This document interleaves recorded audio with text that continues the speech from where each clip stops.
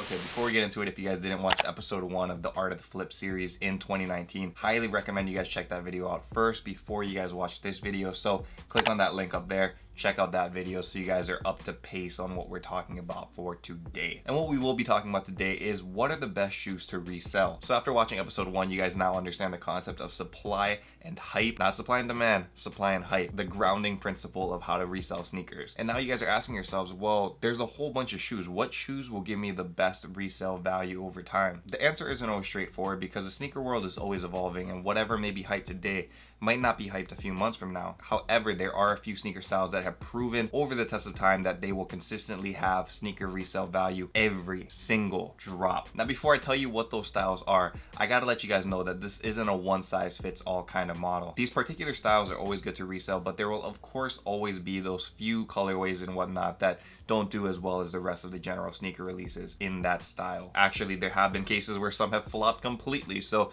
again, take this information with a grain of salt. I'm just giving you guys my best perspective of what these sneakers are to sell. Now, the first style, and probably the most obvious for most of you guys, is the Yeezy 350. Now, I know a lot of people are saying that Yeezy 350s are dead and nobody buys those shoes anymore, but I gotta let you guys know that is not the case. I can almost guarantee you that if you buy a Yeezy 350 Boost V2 today, you will at least make your money back, which I think is very important when we're talking about what sneakers to resell and what I'm talking about in this video. Now, for business terms, if you guys want to get a little bit more technical, this is called a risk. You want to evaluate your risk before you start buying sneakers because you want to make sure that you can at least make profit on these shoes. Now, the Yeezy 350 Boost is a very low risk sneaker because, going back to what we talked about in the previous episode about high hype and low supply, the Yeezy Boost is always typically like a high hype shoe and always in low supply, making it low risk. In the sneaker resale business, and honestly in business in general, I always try to minimize my risk by buying shoes that I know will not flop. And the Yeezy 350 model has proven time and time again that they typically do not flop,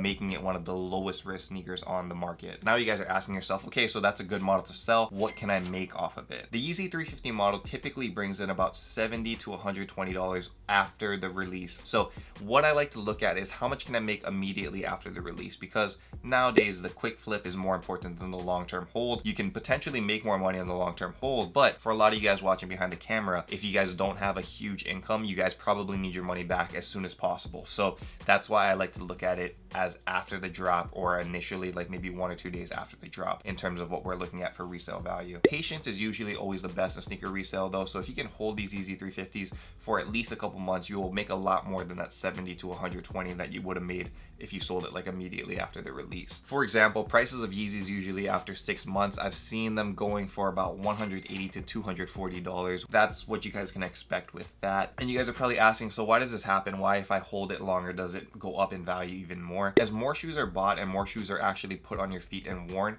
there becomes less dead stock pairs in the world. As such, Yeezys kept in brand new condition will continue to rise in value because less will be on the market, creating even lower supply while the hype can potentially remain higher. So again, going back to that concept from video 1, high hype, low supply, over time that supply gets even lower for that style because more people are putting it on their feet, less dead stock pairs. Some people can't wear worn pairs, like it's just not in their nature, like they can't do it, so they will not be able to buy anything other than dead stock, making the price go up. The Yeezy 350 is a pretty obvious model. Another kind of obvious model but important model is the Jordan 1. Now listen, you guys can tell, I mean, you guys can kind of tell that the Jordan 1 model is one of my favorite sneakers, and for good reason. Not only is it like a classic silhouette, it has a whole bunch of nice colorways, and it's just basically timeless. What I know for a fact is that if you have a Jordan 1 sneaker, there will always be resale value on a Jordan 1. So I know that basically whenever I want, I can sell this collection and I will have value back, and nothing loses value. Actually,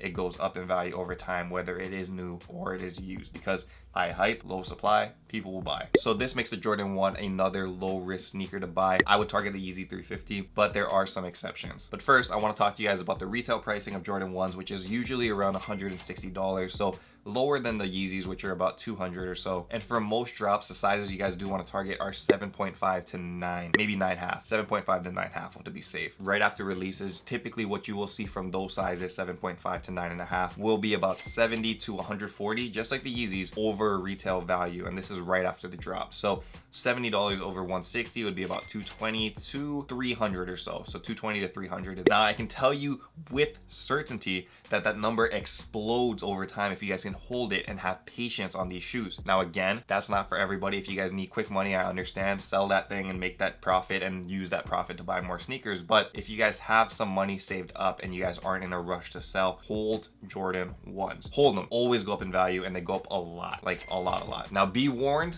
even though you guys are buying Jordan 1 highs, there can still be the potential for breaks, and this is what I mentioned earlier. One of those examples that I can give you guys is the Jordan 1 Phantom, which recently released, and it was a unique colorway, and I thought it was gonna be pretty good, but for the most part, these are selling for under retail now for most sizes. I think 7.5 and 9.5 are kind of going up, which is good. Like I said, over time, they all go up, but for the most part, it was a pretty much of a brick for a Jordan 1. So just be aware that not everyone is a guarantee. It's always good to observe the market prior to buying these things and just making sure that it's worth the cop. And in terms of low risk sneakers that you guys should resell, that's it. The Yeezy 350 and the Jordan 1s are the only shoes I can tell you guys right now that are the safest bets for reselling sneakers. There will definitely be times though where there's exceptions like Jordan 6 Travis Scotts that are about to release that will do well in resale no matter what, because the hype is real, the low supply is real, so you can probably cop those and that's a safe bet. However, I just want to stress that the Jordan 1 and the Yeezy 350 are usually the safest bets in general. So that's pretty much it for this video, guys. Like I said, things flux all the time, but